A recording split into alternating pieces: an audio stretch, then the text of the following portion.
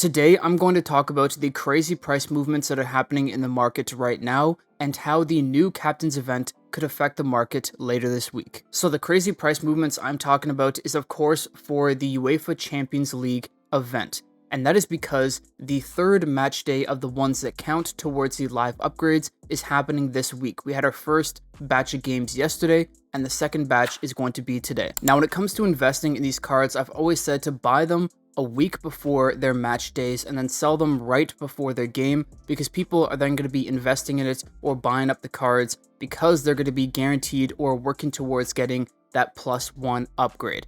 And we've seen that for the past month and a half. Every single match day, we've seen the similar trend where they're at their lowest a week before, they spike in value right before their game or during their games, and then even after, even if they win, they go back down in value.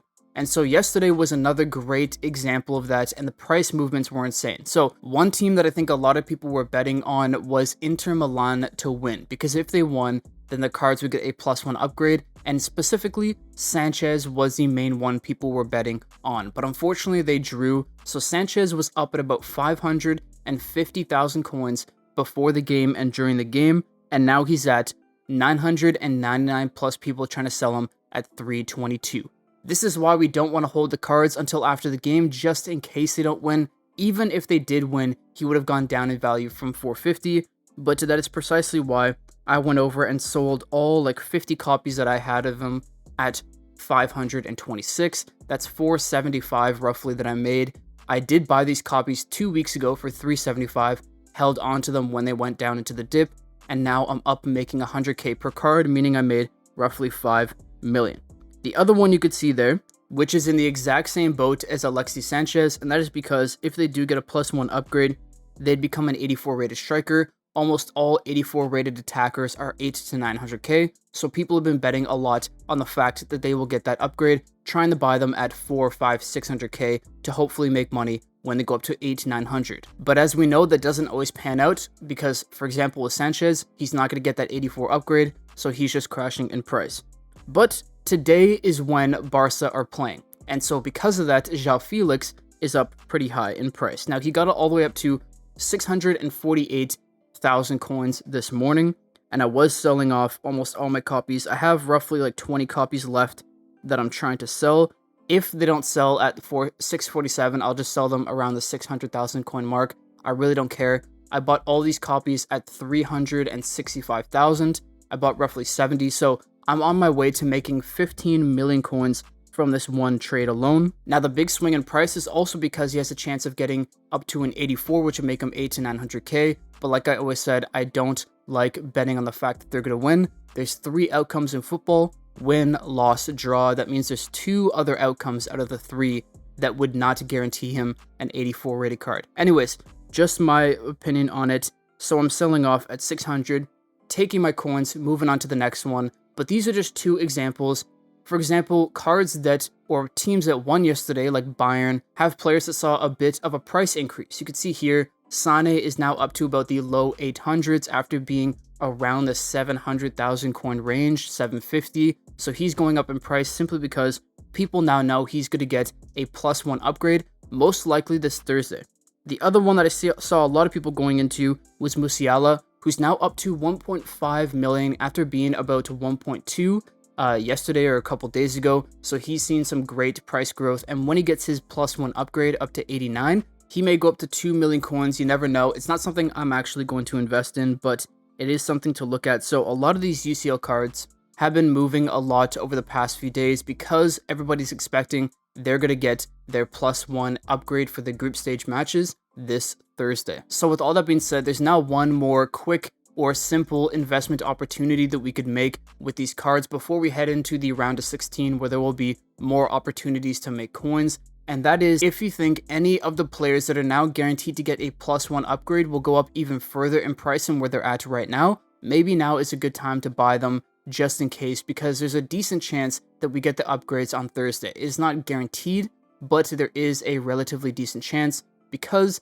the match days or the group stage will be over by then. Something to keep in mind though is that the price of a lot of these cards is already factoring in the fact that they're going to get a +1 upgrade in the near future. So Bellingham is at 44 million. Maybe the day of him getting an upgrade, he goes up to maybe 50, but there's a good chance that he is probably already at the price that he will be at when he does become a 94. It's probably going to average out to about that. That may not be the case for every player, which is why I say if you think any of these players will actually be higher than they are right now, feel free to go for it at this time. But aside from that, the only real investments that we could have made today was players that are playing for Barcelona, who are, if they win, they get a +1 upgrade, and then players that are playing for Milan, because AC Milan have a chance of getting +1 upgrades as well. But now that it's already game day, there's no point in investing in them. So that is pretty much all the UCL card talk I want to do for today. There's been crazy price movements, but the other huge thing that's going on right now is the new event that's coming out this Thursday. I'm actually going to pull up the cards here on my screen so I could see them. We got all of the new cards that we're getting for Team 1 for the new FC Mobile Captains event, and oh my, these cards look incredible. Now, I do have to say, though, that these cards, not many of them, I think are going to fit the meta, so I don't think this event is going to shift up the market as much as we may think, or as much as the Rivals event did, or something else where it brought Casemiro, Ronaldo, Salah, Modric, like tons of great players. This event, so far for the Team 1, will only have a couple players. So the main ones that I'm looking at is Virgil van Dijk 94. I think that card is going to be broken. We already know that I think he has a 92 copy in the game, one of the best defenders in the game, so at 94, he'll likely be better. And because he is a higher overall, I think he'll fit into more people's teams that are trying to maintain that 98 to like 100 overall rating. So Virgil van Dijk is a big one. I'm really excited to try him out. As for the icons, I think there's only 3 to 4 that will make much of a change. The first one is Stoichkov, 94 rated left wing. Now, we do have quite a few really good left wings in the game. His stats, though, are really incredible. The only issue with Stoichkov is that he has a 3-star weak foot. But if you're someone who likes to cut in on the wing, take finesse shots from outside the 18-yard box, he'll probably be a great player versus someone like a Neymar, who's more about the skills and dribbling around players. Keane as a center defensive mid might be relatively decent for the people who can't afford the Casemiros or the Mateuses. I think Keane might settle around the 20-30 million coin mark and be a decent option as CDM. And the final two are Del Piero and Cruyff, mainly Cruyff, filling that striker role or center attacking mid role, which is the role I'd like to try him out in.